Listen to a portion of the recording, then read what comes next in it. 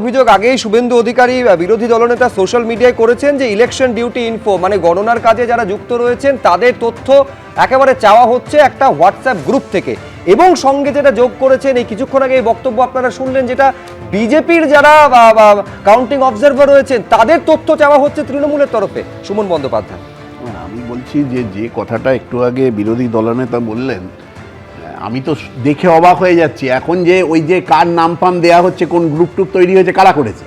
নাকি তৃণমূল কংগ্রেস করেছে নাকি, বা পশ্চিমবঙ্গ সরকার করেছে নাকি, ইলেকশন কমিশন করেছে? ইলেকশন কমিশনের দিকে আঙুল তুলুন।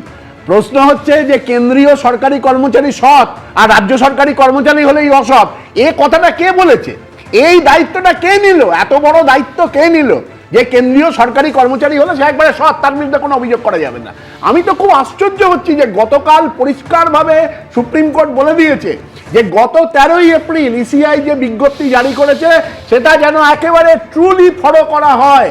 অর্থাৎ তারা যেভাবে কেন্দ্রীয় সরকারি কর্মচারীদের যেভাবে নিয়োগের ক্ষেত্রে, বিশেষত কাউন্টিং অ্যাসিস্ট্যান্ট এবং কাউন্টিং সুপারভাইজার, এই নিয়োগের ক্ষেত্রে শুধুমাত্র কেন্দ্রীয় সরকারি কর্মচারীদের চাপিয়ে দেওয়ার যে প্রবণতা, এই প্রবণতার বিরুদ্ধেই কিন্তু গতকাল সুপ্রিম কোর্ট রায় দিয়েছে এবং 13 তারিখের যে তাদের বিজ্ঞপ্তি, সেই বিজ্ঞপ্তিটাকে ইসিআই কে পরিচালনা করতে বলেছে। রাজ্য হোক বা কেন্দ্র হোক সেটা সরকারি কর্মচারী। কিন্তু আমি বলি শুভেন্দু অধিকারী বলছেন যে বিজেপির যারা কাউন্টিং এজেন্ট তাদের তথ্য তৃণমূল কংগ্রেস করতে চাইবে। তৃণমূল কংগ্রেস কি মানে ইলেকশন কমিশন পরিচালনা করছে নাকি? ইলেকশন কমিশন পরিচালনা করছে তো বিজেপির নেতৃত্বে ইলেকশন কমিশন চলছে। আমার কথা হচ্ছে যে ইলেকশন কমিশনের এই যে গাফিলতিগুলো, এই গাফিলতিগুলোর দায় কার?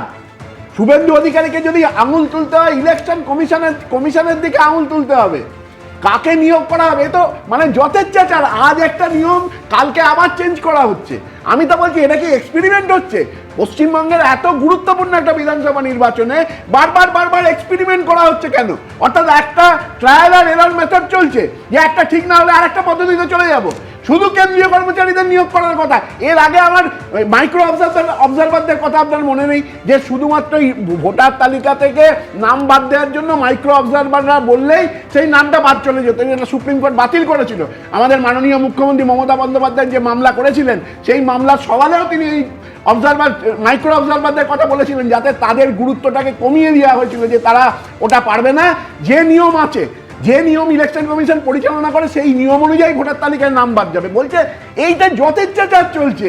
ইলেকশন কমিশন যদি ঠিকঠাক কাজ করতো তাহলে কারোর কিছু বলার ছিল না। আমরা কেউ চাই না যে কোনো অসাধু ভোটার অন্য দেশের নাগরিক এসে ভোট দিয়ে যান, কিন্তু এই ইলেকশন কমিশন এই গোটা ইলেকটোরাল রোলটাকে মানে পরিবর্তন করতে গিয়ে বা এটাতে মানে কি বলবো অপারেশন করতে গিয়ে গোটা প্রক্রিয়াটাকে ঘেঁটে ফেলেছে। আজকে এই যে 34.34 ইলেকশন কমিশন কাজ করছে, প্রণয়দার রিঅ্যাকশন নিতে হবে। দেখুন, প্রথম তো হচ্ছে যে রাজ্যের মুখ্যমন্ত্রী অসৎ, যে রাজ্যের মন্ত্রিসভা অসৎ, যে রাজ্যে বিসিএস যে পরীক্ষা সেই বিসিএস পরীক্ষা এসএসসির মতো হয়, তো সে রাজ্যের এসডিও এডিএমরা অসৎ হবে বা সাপোর্টেজ করবে, এটা অস্বাভাবিক কিছু নয়। প্রথম তো হচ্ছে কেউ বলেনি কেন্দ্রীয় কর্মচারীরা সৎ, রাজ্য সরকারি কর্মচারীরা অসৎ, কেউ বলেনি। নিয়ম মেনে সবাইকে কাজ করতে হবে। কেউ যদি নিয়মের বাইরে গিয়ে কাজ করে সে যেই হোক তাকে শাস্তি পেতে হবে, এটা আমাদের দলের বক্তব্য।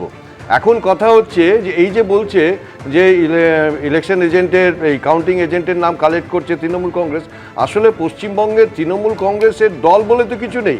তৃণমূল কংগ্রেসকে চালাই হচ্ছে থানার ওসিরা, তৃণমূল কংগ্রেসকে এতদিন চালিয়েছে এসডিও বিডিওরা, তারাই তো আজকে সংগ্রহ করছে।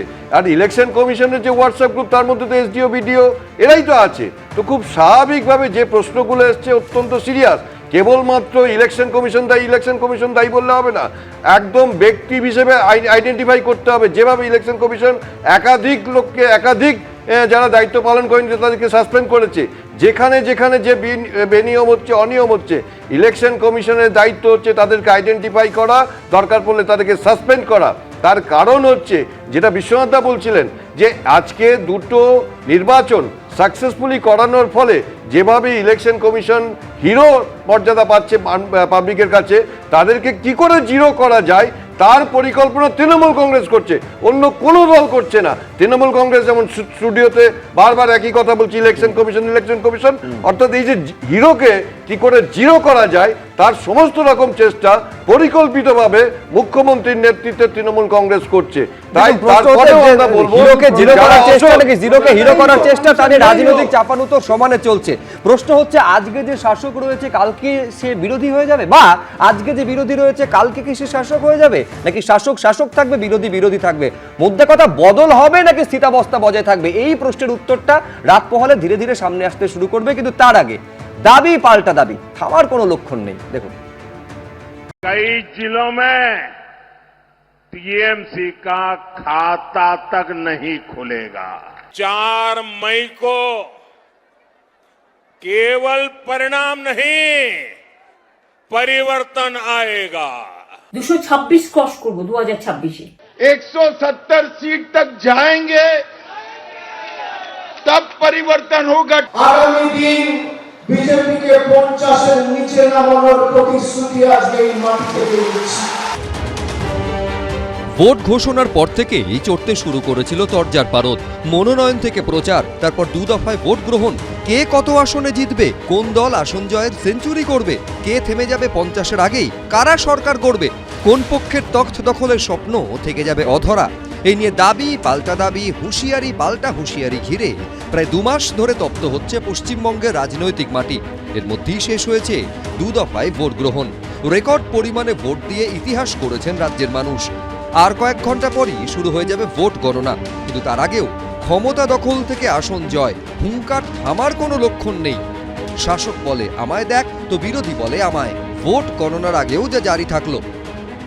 মহা জঙ্গলরাজ থেকে মানুষ মুক্তি চাইছে, মুক্তি পাবে। আমাদের কাছে নির্দিষ্ট হিসাব আছে, সমস্ত প্রত্যাশার বুক চিরে এক অপ্রত্যাশিত ফলাফল আগামী কালকের জন্য অপেক্ষা করছে। এটা একমাত্র সঠিক পরিসংখ্যান দিতে পারেন রাজ্যের মুখ্যমন্ত্রী। তিনি জানেন ফলাফলটা কি হয়ে গেছে। মমতা ব্যানার্জি চতুর্থবারের জন্য মুখ্যমন্ত্রী হচ্ছেন, সেটা 6 তারিখে নেবেন না 7 তারিখে নেবেন সেটা ওনার ব্যাপার। এবং বড় মার্জিন, আগের থেকে বেশি মার্জিনে বেশি সিট নিয়ে তৃণমূল কংগ্রেস আসছে, এটা 100%। কি হবে ভবানীপুর? ভবানীপুর অনেক অনেক মার্জিনে মমতা ব্যানার্জি জিতবেন, এটা সবাই জানে। শাসক ও বিরোধী দল যখন নিজেদের জয় নিয়ে আত্মবিশ্বাসী, তখন কংগ্রেসের আশা মেরুকরণের রাজনীতি থেকে বেরিয়ে আসবেন রাজ্যের মানুষ, আর বিজেপি তৃণমূলের বাইরে গিয়ে কংগ্রেসই হয়ে উঠবে বিকল্প। তৃণমূলকে মানুষ পরিবর্তন করতে চায়, অল্টারনেটিভ হিসেবে বিজেপিকে চায় না। কোনোভাবেই বিজেপির সরকার হচ্ছে না এবং তৃণমূলও কোনোভাবে সরকার তৈরি করতে পারছে না। এবং আমি মনে করি আমরা সাংগঠনিক দিক থেকে অনেক দুর্বল, কিন্তু মানুষ এটা বুঝেছে কংগ্রেসই একমাত্র অল্টারনেটিভ হতে পারে। কংগ্রেস ছাড়া অন্য কোনো আর রাস্তা আগামী দিনে নেই। অপেক্ষা আর কয়েক ঘন্টার, তারপরই জানা যাবে সামনের 5 বছর পশ্চিমবঙ্গের স্টিয়ারিং থাকবে কার হাতে। দীপক ঘোষ, সন্দীপ সরকার, সুদীপ্ত আচার্য, এবিপি আনন্দ। এবিপি আনন্দ, এগিয়ে থাকে, এগিয়ে রাখে।